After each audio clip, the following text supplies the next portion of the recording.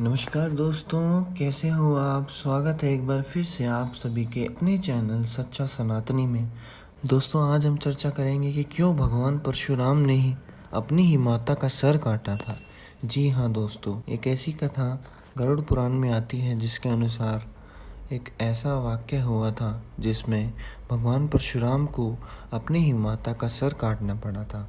तो आइए शुरू करते हैं मित्रों, आपने अक्सर सुना होगा या पढ़ा होगा कि भगवान विष्णु के छठे अवतार और माता रेणुका और भृगुवंशीय जमदग्नि के पुत्र परशुराम ने अपनी ही माता का सर काट दिया था। लेकिन हम में से कितने लोगों को इसके पीछे का कारण पता है?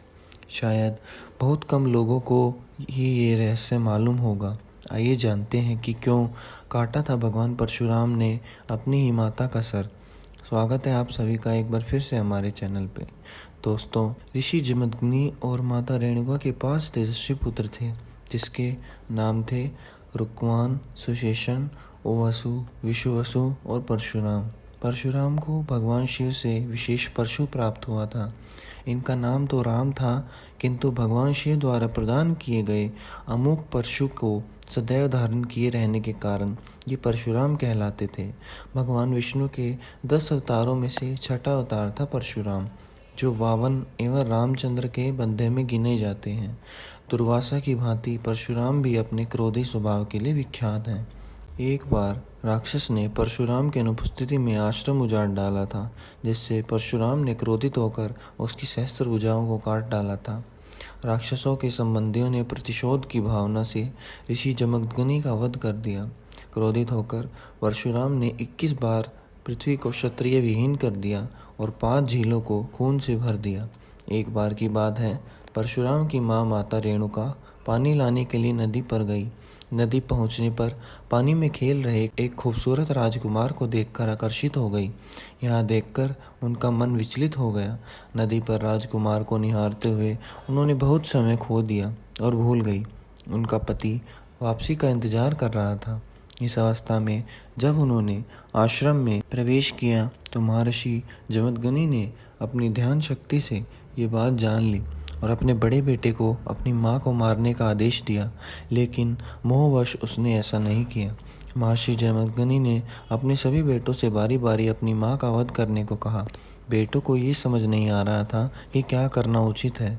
वैदिक संस्कृति में किसी भी महिला की मृत्यु एक भयानक पाप है और यहाँ तो अपनी ही माता की हत्या की बात थी। दूसरी ओर पिता के आदेश की अवहेलना करना भी एक बड़ा अपराध है।